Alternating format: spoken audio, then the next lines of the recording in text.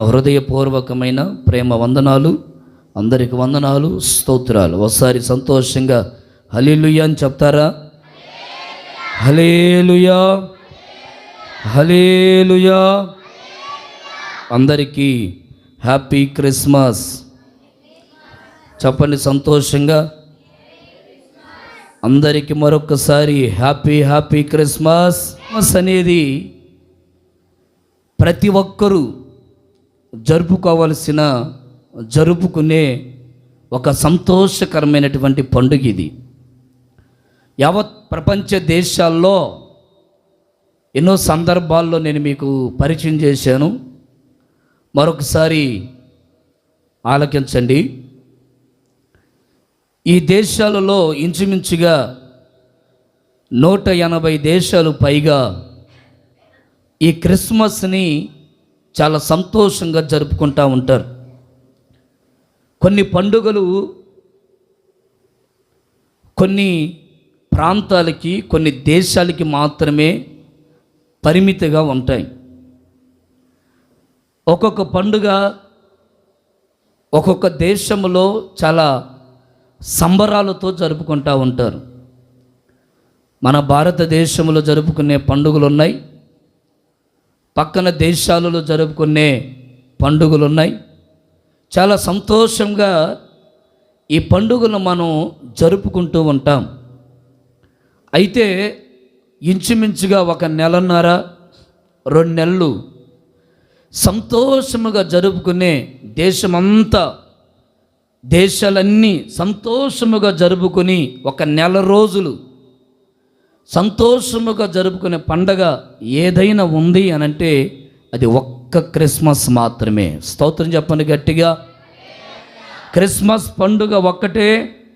కులానికి అతీతంగా, మతానికి అతీతంగా, ప్రాంతానికి అతీతంగా, దేశానికి అతీతంగా ప్రతి ఒక్కరూ, పిల్లలు, పెద్దలు, వృద్ధులు, తల్లులు, ప్రతి ఒక్కరూ సంతోషంగా ఈ పండుగని ఆచారపూర్వకంగా కాక ఓ సంతోషకరంగా జరుపుకుంటూ ఉంటారు. ప్రపంచ దేశాలలో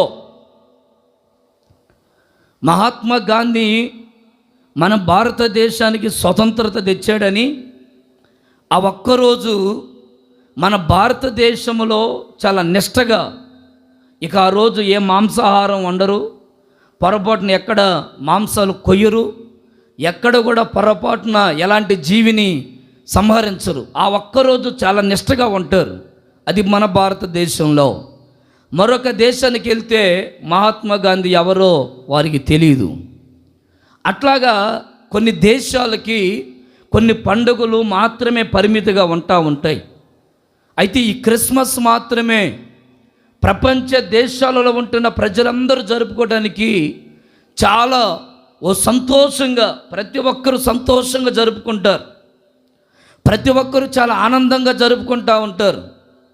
ప్రతి ఒక్కరూ చాలా హుషారుగా, చాలా ఉజ్జీవంగా, ఆసక్తిగా, ఆనందంగా జరుపుకుంటూ ఉంటారు. అంతెందుకండి, ఇప్పుడు మీ పుట్టినరోజు వచ్చింది అనుకోండి. మీ పుట్టినరోజుకి మీరు ఏం చేస్తారు? కొత్త బట్టలు కొని మంచి కేక్ ఒకటి తెచ్చి ఏం చేస్తారు? బెలూన్స్ కట్టి వెనక డెకరేషన్లు చేసి మళ్ళా 100 మందికి ఊరు మొత్తానికి భోజనాలు పెట్టి మంచిగా శుభ్రంగా ఒక బట్టలు కొనుక్కుంటా షాపింగ్ చేస్తూ ఉంటారు. అది మీ కార్యక్రమాలు. అయితే మరి యేసయ్య పుట్టినరోజుకి ఎవరు బట్టలు కొంటున్నారు? మీరే కొనుక్కుంటారు, మీరే తింటారు. యేసయ్య పుట్టినరోజుకి బట్టలు ఎవరైనా తెచ్చి పెడుతున్నారు యేసయ్యకి? యేసయ్య పుట్టినరోజుకి అయ్యా పాస్టర్ గారు, యేసయ్య ఒకవేళ మా మధ్యలో తిరుగుతూ ఉంటే ఆయనకు కూడా మేము బట్టలు తీసుకొని వచ్చి పెట్టేవాళ్ళం. కానీ ఆచారపూర్వకంగా బొమ్మ దగ్గర, పట్టణం దగ్గర ఒక వస్త్రాలు, స్వామివారికి ఒక మంచి వస్త్రాలు అని చెప్పేసి ఆ బట్టలు తెచ్చి పెడితే ఇది దేవునికి ఇష్టమైంది కాదు కదా. బైబిల్ చెప్తున్న సత్యం ఏంటంటే, నా పుట్టినరోజు సందర్భంగా యావత్ ప్రపంచ దేశంలో ఉంటున్న బిడ్డలు సంబరాలతో జరుపుకుంటున్నారు కదా. మరి దేవుని పుట్టినరోజు, మీ పుట్టినరోజు చాలా గ్రాండ్గా చాలా సెలబ్రేషన్ చేసుకుంటూ ఉంటారు. ఇప్పుడు యేసయ్య పుట్టినరోజుకి వచ్చి కూడా మంచి మంచి బట్టలు వేసారు, మంచి మంచి వస్త్రాలు, అసలు అంతా మారిపోయింది. ఎవరిని మీ వస్త్రాలు కానీ మీ అలంకరణ కానీ శుభ్రంగా తలంటూ స్నానం చేసి మంచి వస్త్రాలు ధరించుకొని అసలు ఒక్కొక్కరు మంచిగా పెళ్లి కూతురు లాగొచ్చు కూర్చున్నారు. ఒక మాటలో చెప్పాలంటే మంచిదే, మనందరం పెళ్లి కుమార్తెగా సిద్ధపడడానికి భూమి మీద ఉన్నాం. ఆమె చెప్పండి గట్టిగా, ప్రైజ్ ది లార్డ్. మరి ఇంత చక్కగా అలంకరించబడ్డారు దేని కొరకై అంటే యేసయ్య పుట్టాడయ్యా అని చెప్పడానికి. బైబిల్ ఏమంటుందంటే యేసయ్య పుట్టుక చేస్తున్నాం బాగానే ఉంది, ఆయన పుట్టినరోజుకి ఆయనకి వస్త్రాలు ఎలా మనం ఆయనకి అప్పగించాలి, లేకపోతే ఆ వస్త్రాలు ఆయనకి ఎలా కొనాలి?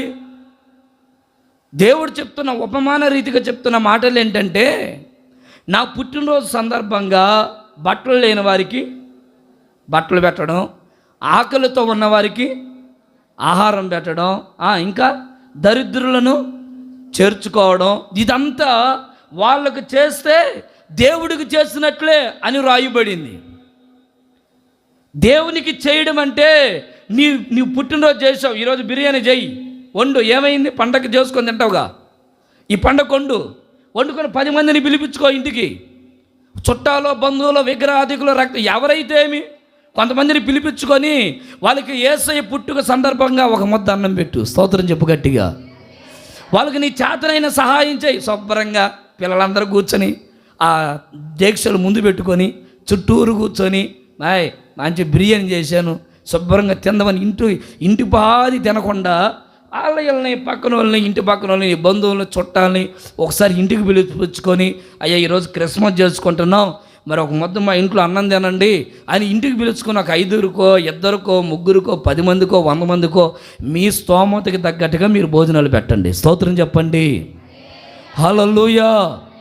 అది దేవునికి చేసినట్టు. దీన్ని బట్టి దేవుడు బహుగా సంతోషిస్తాడు. ఈ ఆనందాన్ని ఇక ఎవరు వర్ణించలేరు. నువ్వు వస్త్రాలు వేసుకొని సంతోషంగా వచ్చి ఇక్కడ సెలబ్రేషన్ చేస్తుంటే ఇది ఇంతవరకు ఓకే. మరి దేవునికి సంతోషం కలగాలంటే ఆయన సంతోషాన్ని అది 10 మందితో పంచుకోవడం అనేది నిజమైన క్రిస్మస్. స్తోత్రం, హల్లెలూయా. నీ తోవారికి సహాయం చేయి. నీకు చేతనైందా? నీకు ఎంత వస్త్రాలకి నువ్వు డబ్బులు ఖర్చు పెడతావో ₹1 దాచి పేదోళ్ళకి కాస్త బట్టలు పంచు. నీ చేతనైతే సహాయం చేయి. నీకు చేతనైతే ఒక ముద్ద వాళ్ళకు వండి పెట్టి కాస్త నీ ఇంట్లో భోజనం పెట్టు.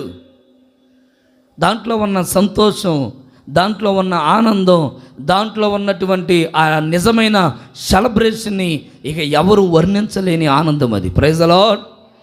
అందుకే బైబిల్ చెప్తుంది ఆయన పుట్టుక అందరూ జరుపుకోవాలి. అందరికీ అది సంతోషకరమైన శుభవార్త. అందరికీ శుభవార్త వెళ్ళాలి. అందరి జీవితంలో ఒక సంతోషం కలిగేటట్లుగా, ప్రజలందరికీ ఒక మేలు కలిగేటట్లుగా ఈ సంతోషాన్ని 10 మందితో మనం పంచుకోవాలి. మన ఇంట్లో వరకే చేసుకోకూడదు.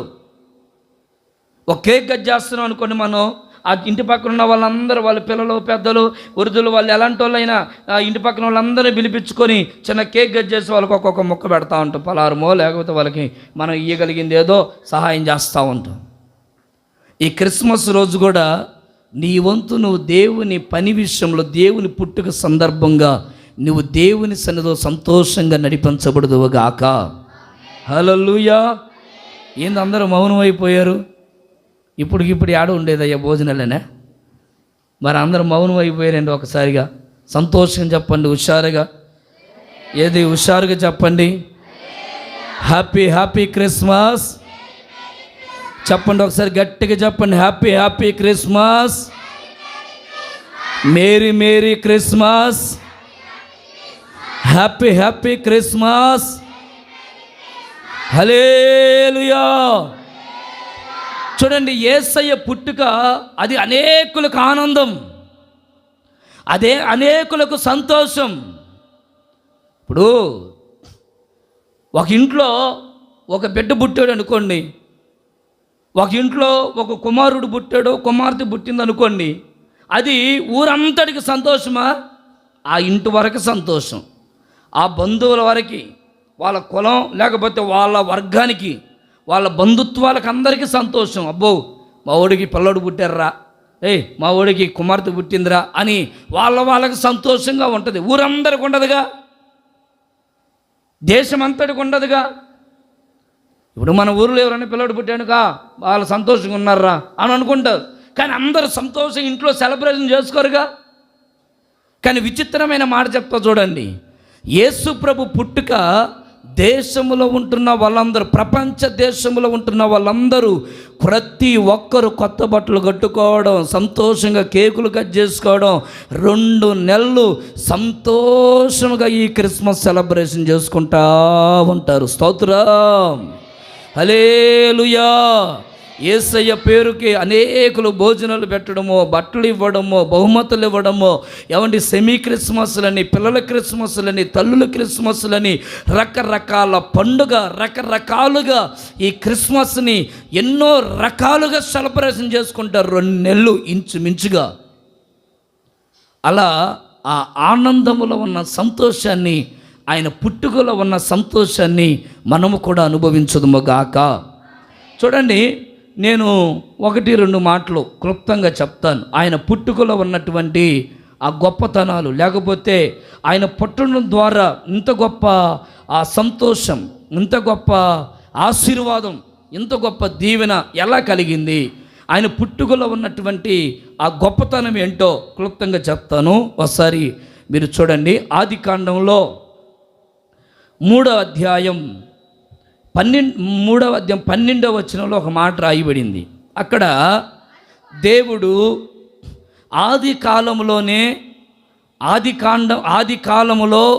ఈ ఆది కాండంలో రాయబడిన మాట ఏంటంటే, దేవుడు మట్టితో ఒక మనిషిని నిర్మించాడు.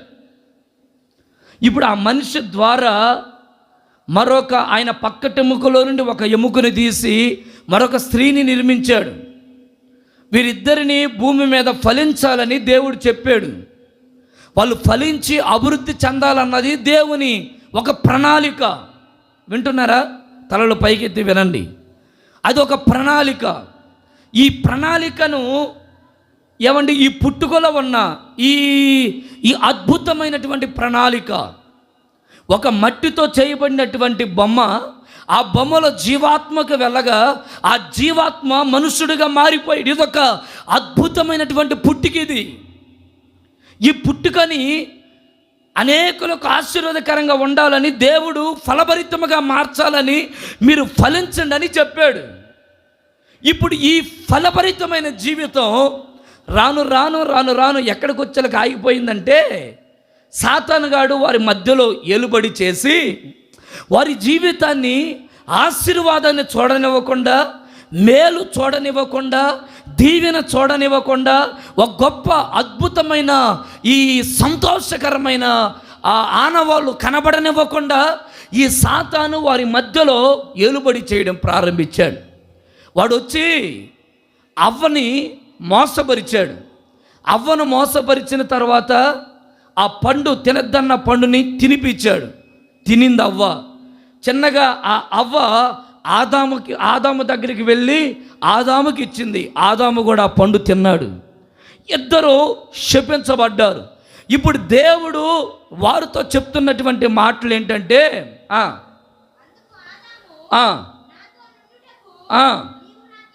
ఇదిగో ఈ అవ్వే నన్ను ఈ విధంగా మోసం చేసింది.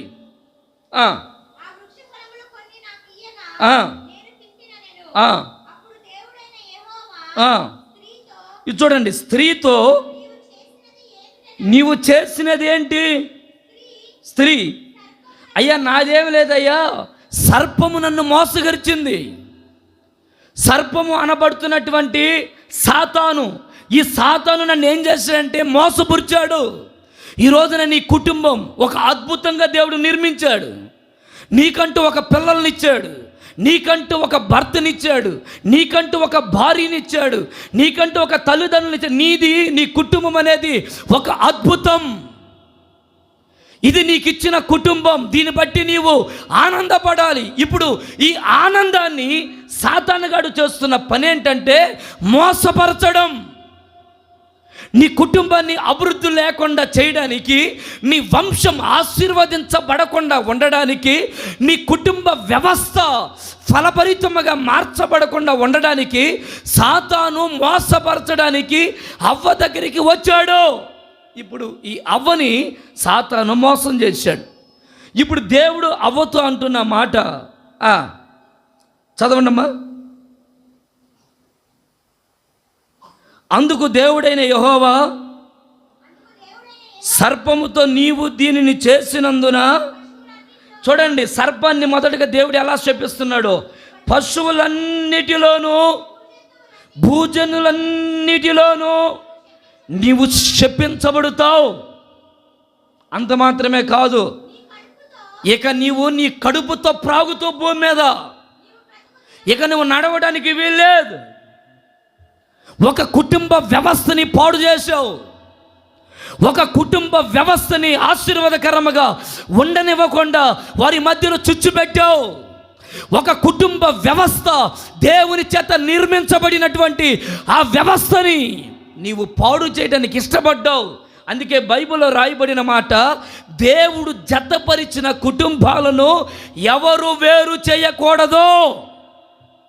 దేవుడు జతపరిచిన కుటుంబాలను ఏ మనుష్యుడు వేరు చేయకూడదు. ఈ సాతాను చేస్తున్న పని ఏంటంటే ఆ కుటుంబాన్ని వేరు చేసింది.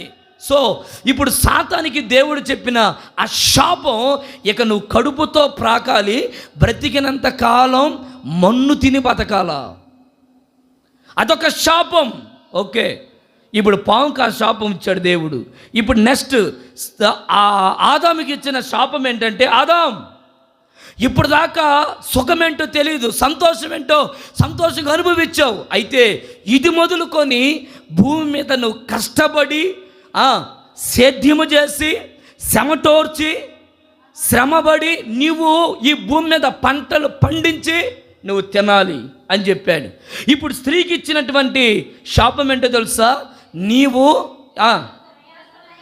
నీవు ప్రయాసపడి నువ్వు గర్భ వేదనతో పిల్లల్ని నువ్వు కంటావు. అదొక శాపం అంతే. ఈ శాపం తరతరాల నుంచి వస్తుంది. కారణం ఏంటో చెప్పనా? దేవుడు కుటుంబాన్ని అభివృద్ధిలోకి తీసుకురావాలని ఇష్టపడితే ఈ అభివృద్ధిని ఆపడానికి సాతాను వేసిన తంత్రం. ఈ రోజున కుటుంబ వ్యవస్థలు ఆశీర్వదించబడలేకపోవడానికి కారణం ఏంటో తెలుసా? మీ ఇద్దరి మధ్యలో మరొకడు దూరాడు. నీ కుటుంబం సంతోషంగా వెళ్తుందా? నీ కుటుంబాన్ని చక్కగా నువ్వు లీడ్ చేయగలుగుతున్నావా? నీ పిల్లలతో సంతోషంగా సమాధానంగా ఉండగలుగుతున్నావా? నీ భర్తతో నువ్వు సంతోషంగా కాపురం చేయగలుగుతున్నావా? కారణం ఏంటో తెలుసునా? నువ్వు చేయలేకపోవడానికి కారణం నీ మధ్యలో అపవాది కీరు చేస్తున్నాడు. అపవాది దాన్ని గ్రహించి మనం ముందుకు వెళ్ళాలని ఒక దైవజనుడిగా నేను కోరుకుంటున్నాడు. స్తోత్రం చెప్తారా గట్టిగా? ఇప్పుడు వినండి, ఈ అపవాదిని దేవుడు శపించాడు. ఈ శాపం తరతరాలు నుంచి వస్తూ ఉంది. ఈ శాపనంతా కొట్టివేయడానికి 2024 సంవత్సరాల క్రితం నేను ప్రకటిస్తున్న నజరేయుడని యేసు 2వ ఆదాముగా ఈ భూమి మీద పుట్టాడు. స్తోత్రం చెప్పండి, హల్లెలూయా. ఆయన ఈ భూమి మీద పుట్టాడు. ఆయన పుట్టుక ఒక ప్రణాళిక లేకుండా ఆయన పుట్టలేదు. ఒక ప్రణాళికతో నువ్వు ఇక్కడ ఉన్నావు. తెలుసా నీకు ఆ సంగతి? ఏదో వచ్చి కూర్చున్నావని నువ్వు అనుకుంటున్నావు. నీ కుటుంబంలో దేవుని ఒక ప్రణాళిక, నీ కుటుంబంలో నీ వ్యక్తిగత జీవితంలో దేవునికి ఒక ప్రణాళిక ఉంది. సహోదరుడా, ఉంది సహోదరి, ఓ తల్లి, ఒక ప్రణాళిక నీ పట్ల దేవునికి ఉంది. ఆ ప్రణాళికని పాడు చేయడానికి అపవాది తిరుగుతూ ఉంటాడు. అందుకే మీరు అపవాది తంత్రములను ఎరిగిన వారై ఉండాలంటాడు పౌలు. ఇప్పుడు ఈ ప్రణాళికను పాడు చేస్తున్నటువంటి సాతానుని, ఈ సామ్రాజ్యాన్ని కొలగొట్టి ఈ పాపాన్ని, ఈ శాపాన్ని తొలగించడానికి యేసు ప్రభు ఈ భూమి మీద పుట్టాడు. మత్తయి సువార్త 1వ అధ్యాయం ఒకసారి మనం చదువుదాం. ఒకసారి త్వరగా చదవండి ఆ మాటలు. మత్తయి సువార్త 1వ అధ్యాయం 1వ వచనం. అబ్రహాము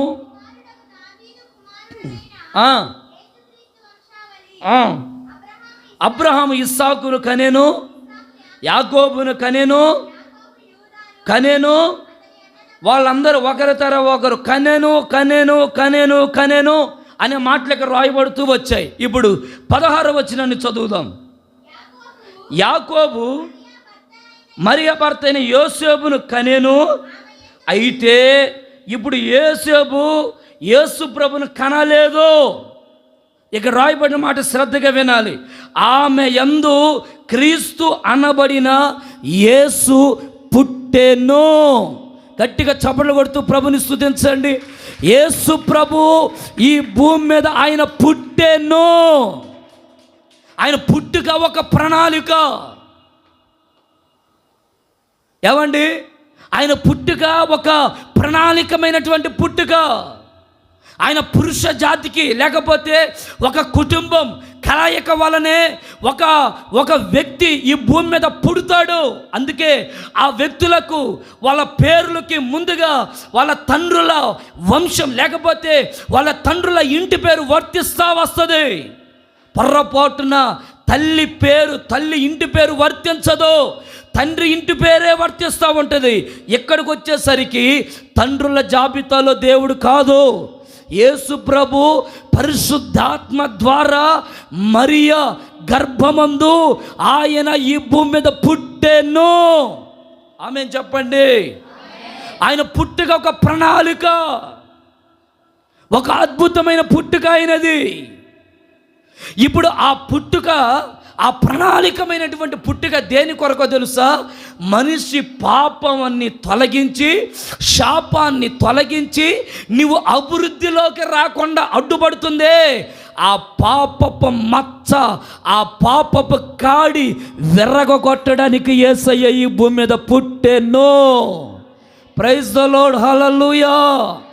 నీవు అభివృద్ధి ఎందుకు చెందలేకపోతున్నావో, నీ కుటుంబ వ్యవస్థ ఎందుకు ఆశీర్వదించబడలేకపోతుందో, నీవు నీ పిల్లలు ఎందుకు అభివృద్ధిని చూడలేకపోతున్నారో, నీవు నీ కుటుంబం ఎందుకు కలసి మెలిసి ముందుకి వెళ్ళలేకపోతున్నారో, నీవు నీ కుటుంబం ఎందుకు ఆశీర్వాదకరమైనటువంటి ఆ వృక్ష ఫలాలు లేకపోతే ఆ శ్రేష్టమైన ఆ ఆశీర్వాదం చూడలేకపోతున్నారో, ఆ కారణం ఏమిటో అది గుర్తెరిగిన దేవుడు ఆ శాపమంతా తొలగించడానికి ఆయన ఒక ప్రణాళికతో పుట్టాడు.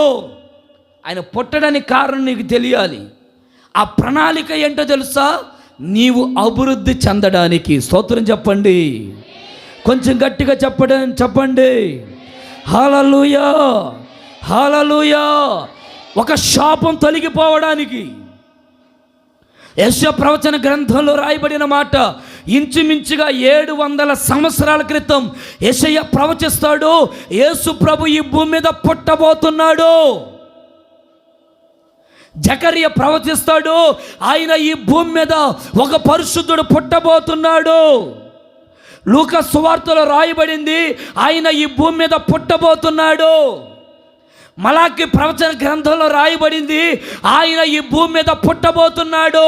ఒక ప్రణాళికతో కూడినటువంటి పుట్టుక అయినది. తల్లి గర్భంలో ఎవరున్నారో ఎవరికి తెలియదు. వాడు పుట్టేదాకా మగోడో ఆడోడో తెలియదు. పుట్టిన తర్వాతే కదా మనకు అర్థమయ్యేది. పుట్టిన తర్వాతే కదా మనకు అర్థమవుతుంది, ఆ పలానా వ్యక్తి ఈ భూమి మీద పుట్టాడు. ఓకే, ఈ వ్యక్తి ఎవరు? పలానా వ్యక్తి అయ్యా, పలానా ఇర్మియా పాస్టర్ వాళ్ళ కొడుకు, లేకపోతే పలానా వ్యక్తి కొడుకు. అట్లా ఒక పుట్టుక ఎవరన్నా చూస్తే వాళ్ళని బట్టి మనం చెప్పగలుగుతాం. కానీ కొన్ని వేల సంవత్సరాల క్రితం యేసు ప్రభు గురించి బైబిల్ ప్రవచిస్తూ ఉంది, ఒక పరిశుద్ధుడు ఈ భూమి మీద పుడతాడు. యెషయా గ్రంథం 9వ అధ్యాయంలో కూడా రాయబడిన మాట, ఆయన పుట్టుకలో ఉన్నటువంటి గుణగణాలు, ఆయన పుట్టుకలో ఉన్నటువంటి ఆశీర్వాదాలతో కూడిన అనుభవాలు అబ్రహాం ప్రవచించాడు. యాకోబు, దావీదు, దానియేలు వీరందరూ కూడా యేసు ప్రభు పుట్టుక గురించి వివరిస్తూ వచ్చారు. ఇర్మియా గ్రంథంలో, యెషయా గ్రంథంలో ఏమండి ఒక చిగురు, యెషయా నుండి ఒక చిగురు పుట్టబోతుంది. ఆ చిగురే ప్రభు అయినటువంటి యేసుక్రీస్తు. ఒక ప్రణాళిక. ప్రియులారా, ఆ ప్రణాళిక దేని కొరకు తెలుసా? నీ చరిత్రను మార్చడానికి. స్తోత్రం చెప్పండి. నీ జీవితాన్ని మార్చడానికి, నీ పరిస్థితిని మార్చడానికి. బలి కోరే దేవుడు కాదు. నేను ఆరాధిస్తున్న దేవుడు నీ కుటుంబాన్ని విడదీసే దేవుడు కాదు. నీ పిల్లల్ని విడదీసే దేవుడు కాదు. నీ వంశాన్ని విడగొట్టే దేవుడు కాదు. నిన్ను అనాదిగా ఒడిచిపెట్టే దేవుడు కాదు. సంవత్సరాలు జరుగుతూ ఉండగా ఆయన కార్యములు నీ పట్ల నూతన పరచి, నీ కుటుంబాన్ని ఐక్యపరిచి, సర్వ సమాజము ఎదుట ఒక ఆశీర్వాదకరమైన అనుభూతిలో నీ కుటుంబం ఉండడానికి ఆయన ఈ భూమి మీద పుట్టాడు. దేని కొరకు తెలుసా? నీ కుటుంబాన్ని ఆశీర్వాదకరంగా మలచడానికి. Praise the lord. ఒక మలుపు. ఇక ఈ రోజు వరకు ఏ పరిస్థితిని బట్టి నలిగిపోతూ నీ కుటుంబ వ్యవస్థలో ఏమండి కన్నీళ్ళు మున్నులుగా వేరుస్తూ వెదబడుతూ ఉన్నావో, నీ నీ కన్నీళ్ళు ఈ ఆరాధనలో, ఈ క్రిస్మస్ ఆరాధనలో దూరమైపోయి ఆయన ప్రణాళిక నీ పట్ల అక్షరాలుగా నెరవేరునుగాక. ఆమేన్. ఆయన పాపరహితుడు. యేసు ప్రభు ఈ భూమి మీద పుట్టడానికి కారణం ఏంటో తెలుసా? పాపాన్ని తొలగించడానికి ఈ లోకానికి వచ్చాడు. పాపాన్ని చేయడానికి కాదు, పాపము చేయించడానికి కాదు, పాపం చేసేవారిని ప్రోత్సాహపరచడానికి కాదు. ఇది పాపమని ఖండించడానికి ప్రభు అయిన యేసు ఈ భూమి మీదకి దిగి వచ్చాడు. ఆయన పరిశుద్ధుడు, పరిశుద్ధుడు, పరిశుద్ధుడు. ఆయన పాపము లేని పరిశుద్ధుడు, కామ క్రోధ మోహం మహమశ్చర్యము లేని పరిశుద్ధుడు, దేవుడు అనుటకు యోగ్యుడు, చేతులెత్తి దండము పెట్టడానికి సరిపోయిన ఒకే ఒక్క దేవుడు, నేను ప్రకటిస్తున్న నజరేయుడైన యేసు. హల్లెలూయా.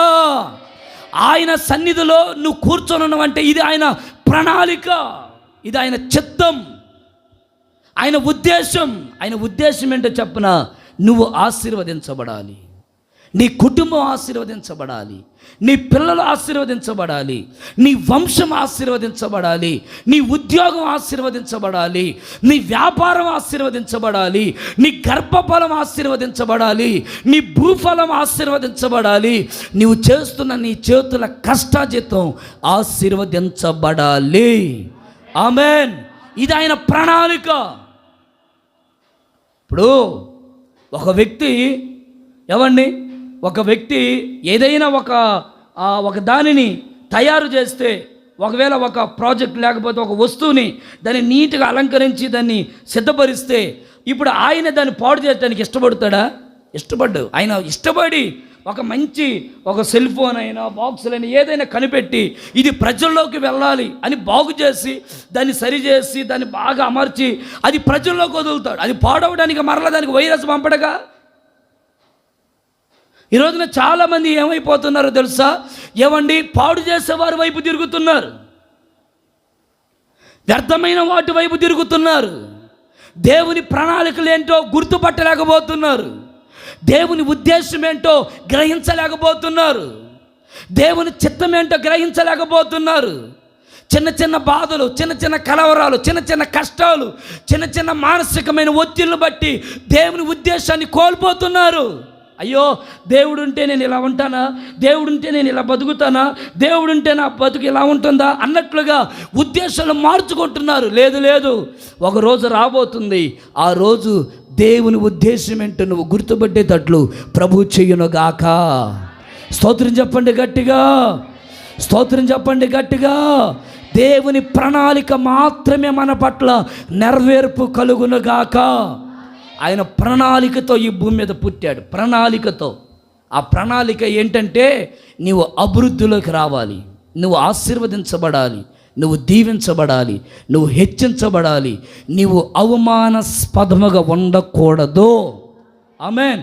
బంధువుల దగ్గర, స్నేహితుల దగ్గర, రక్త సంబంధికుల దగ్గర, ఇరుగు పొరుగు వారి దగ్గర నీవు అవమానాస్పదముగా ఉండకూడదు. నా ప్రభు నీ సంఘమును హెచ్చించునుగాక, హెచ్చించునుగాక, హెచ్చించునుగాక. అందుకే పాడైపోయినటువంటి మరలా ఈ దేశంలో ఉంటున్న ప్రజలను, భూమి మీద ఉంటున్న ప్రజలను బాగు చేయడానికి మరలా ఆయన రెండవ ఆదాముగా ఈ భూమి మీద పుట్టాడు. ఆ ప్రణాళిక నీకు అర్థం అవ్వాలి. ఒకటి. రెండవ మాట, రెండు, ఆయన ప్రణాళిక లేకపోతే ఆయన పుట్టుక. ఒకటి ప్రణాళిక సంబంధమైన పుట్టుక. రెండు, యేసు పుట్టుక ఒక పరిశుద్ధమైనది. ఆయన పుట్టుక ఏంటో చెప్పండి, అందరూ తలలో పైకెత్తి చెప్పండి. ఒక పరిశుద్ధమైన పుట్టుక. యేసు ప్రభు ఈ భూమి మీద ఎలా జన్మించాడు మీకు ఇందాక చెప్పాను. ఆయన మనుషుల ద్వారా ఆయన పుట్టలేదు. మనిషి కలయిక వల్ల ఆయన ఈ భూమి మీద జన్మించలేదు. ఆయన జన్మించింది ఒక కన్యక గర్భమున. అంటే ఏ పాపము ఎరుగని కన్యక. కన్యక అని ఎవరిని పిలుస్తారంటే ఇక ఆ పురుషుని గురించిన ఆలోచన లేని వ్యక్తిగా ఉన్న వ్యక్తిని కన్యక అని పిలుస్తారు. ఆ కన్యక గర్భములో యేసు ప్రభు పుట్టాడు. యేసు ప్రభు పుట్టక పరిశుద్ధంగా పుట్టాడు. ఆ పుట్టుకలో ఉన్నటువంటి ఆ పరిశుద్ధతను గురించి ఆలోచన చేయండి. పాపముతోనే నన్ను కన్నది అని రాయబడింది. పాపముతోనే నా తల్లి ఈ భూమి మీద కనిందని రాస్తాడు యోబు. పాపముతో నేను ఈ భూమి మీద పుట్టానంటాడు భక్తుడు. అంటే ప్రతి మనిషి పాపముతోనే వచ్చాడు. కానీ యేసు ప్రభు ఎలా పుట్టాడో తెలుసా? పరిశుద్ధాత్మ ద్వారా.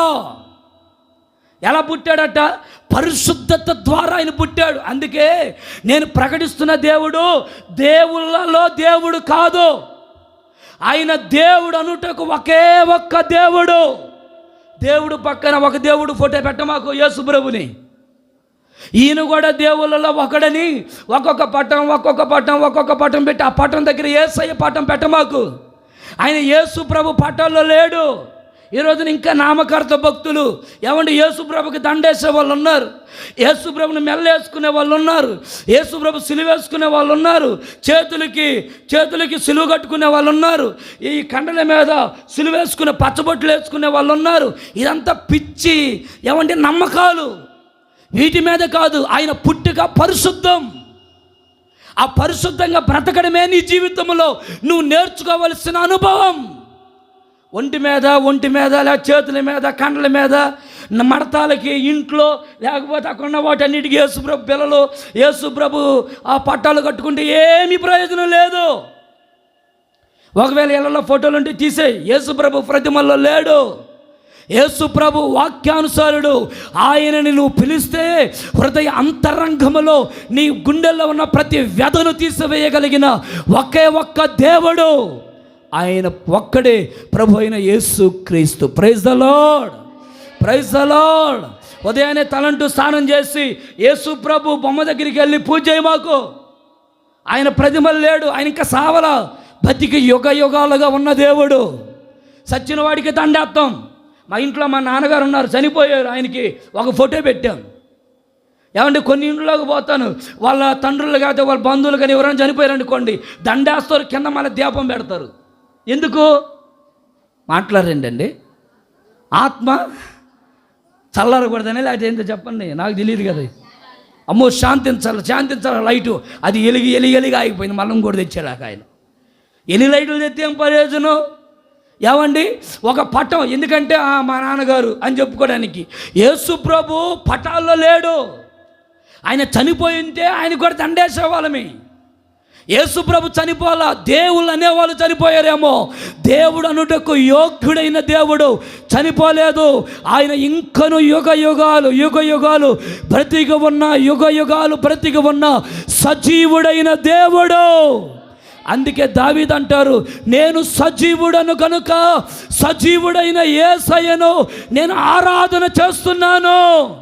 నా ఆరాధనకు యోగ్యుడు సజీవుడైన యేసు. ఆయన మృతులలో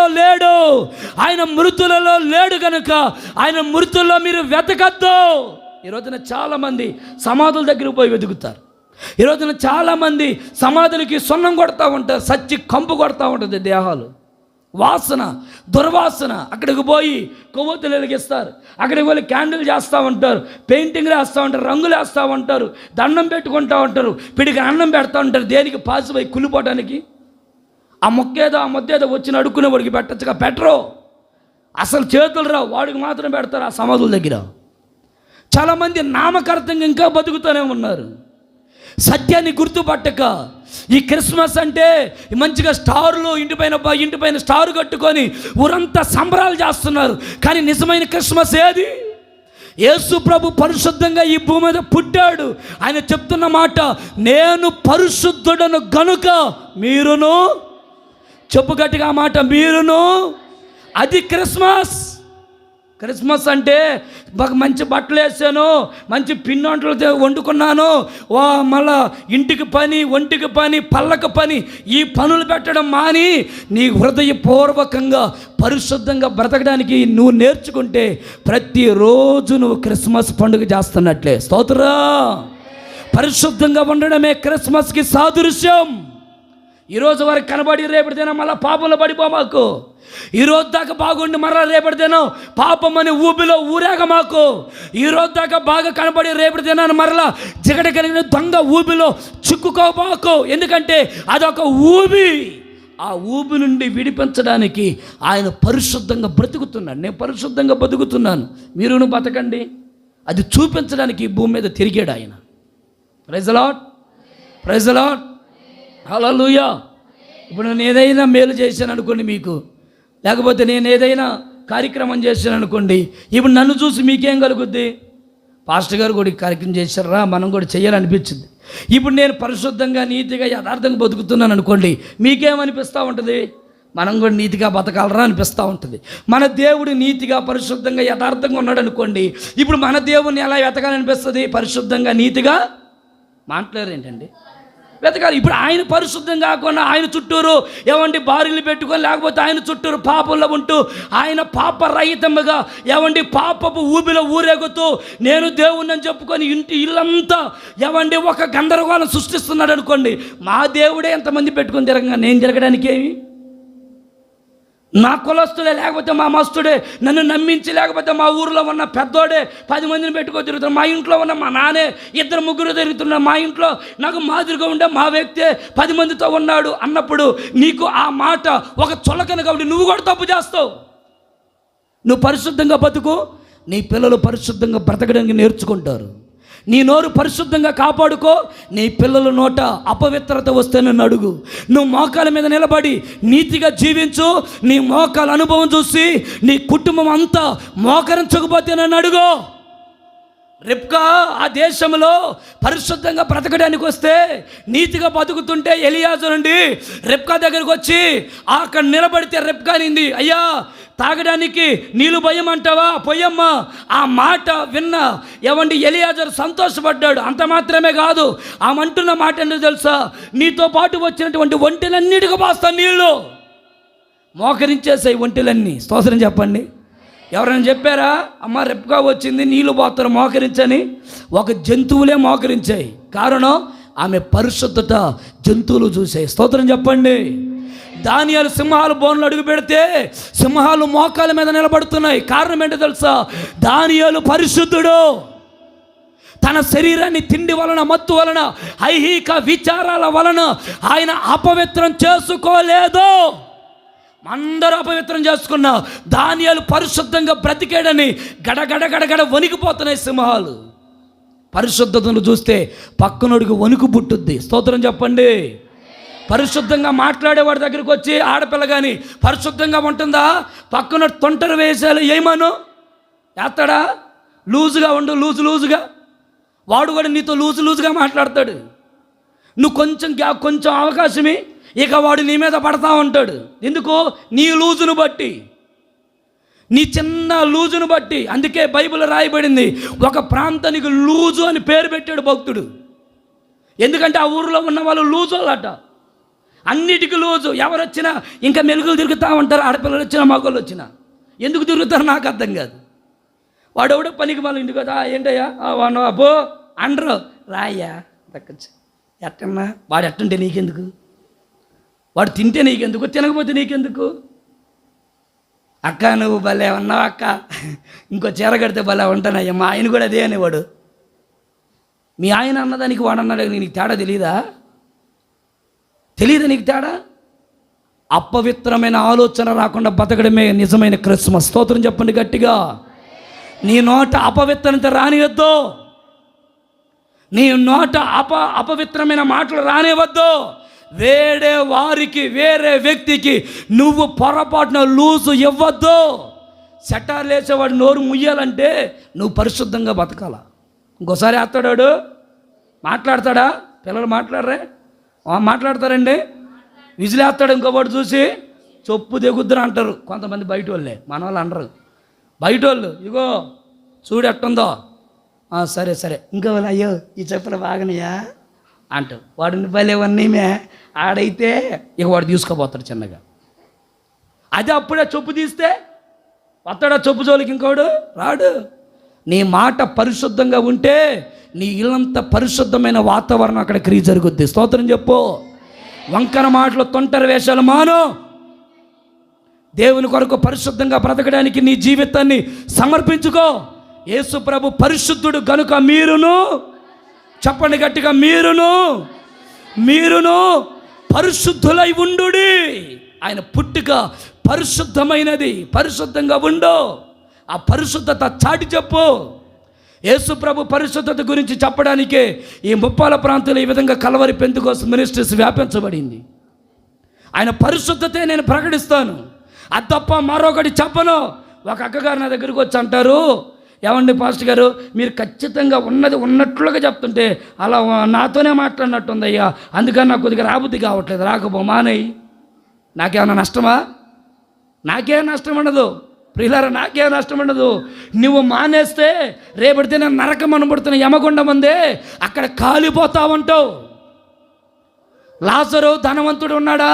ధనవంతుడు ఇష్టం వచ్చినట్టు బతికాడు. ఇప్పుడు ఆ పరలోకానికి వెళితే లాజరు హ్యాపీగా ఉన్నాడు, ఈ ధనవంతుడు కాలిపోతున్నాడు. అయ్యో అయ్యో నా నాలుక ఎండిపోతుంది. అబ్రహామా ఇదిగో నీ కుడి పక్కన కూర్చున్నాడే లాజరు, ఒక చుక్క నీళ్ళన్న పోయి మనవయ్యా, నాలుక ఎండిపోతుంది. భూమి మీద ఉన్నప్పుడు ఇన్నిసార్లు చెప్పాను రా బాబు నీకు, ఇన్నిసార్లు చెప్పాను యేసయ్య నమ్ముకో. యేసయ్య మా కులం కాదే అంటివే రాగాలి తీసి, యేసయ్య మా మతం కాదే, అయినా మేము ఉన్న వాళ్ళంగా. ఆయన పేదోళ్ళ దేవుడు అంటగా. ఎవడు చెప్పాడు పేదోళ్ళ దేవుడని? ఎవడు చెప్పాడు? రకరకాల జనం, రకరకాల మాటలు. ఒక ఊరు పోయే వాక్యం చెప్తామని అక్కడ పక్కన కొంతమంది ఉన్నారు, వాళ్ళు ఏమంటారు తెలుసా? అయ్యా యేసు ప్రభు తెల్లోళ్ళ దేవుడుగా, యేసు ప్రభు ఆ అమెరికా దేవుడు అంటేగా, మన దేవుడు కాదుగా. ఎవరు చెప్పాడు అమెరికా దేవుడని? ఏవండి? మనుషుల కల్పితాలు, మనుషుల ఆలోచనలు.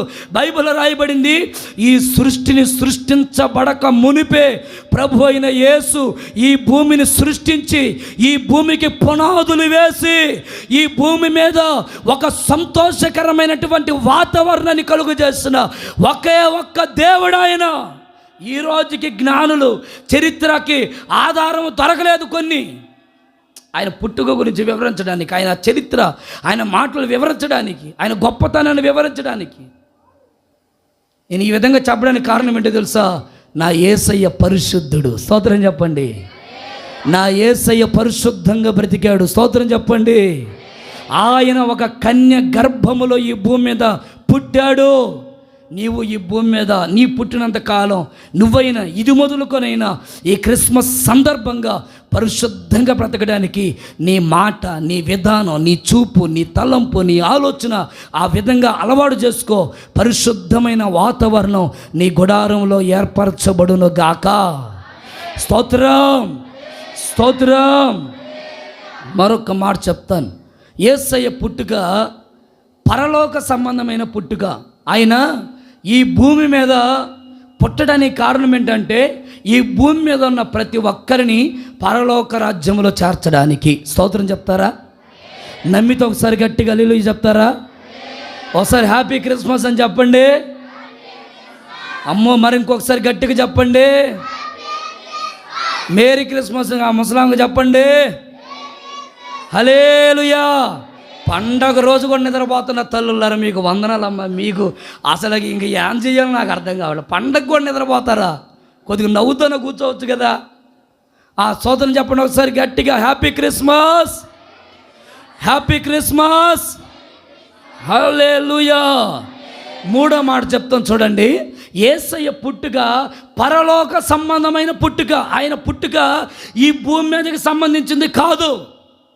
ఆయన ఆలోచన అంతా పరలోకం. ఆయన ఆలోచన అంతా పరలోకం. ఒలివ చెట్టు గురించి బైబిల్ ఏం చెప్తుందంటే, ఆ చెట్టు అట్ట వంకర టింకరగా ఎదగదు. అది ఎలా ఎదుగుతుందంటే స్ట్రైట్గా, ఏమండి, ఇక అటు ఇటు చూడకుండా ఎదుగుతా ఉంటుంది అట్ట.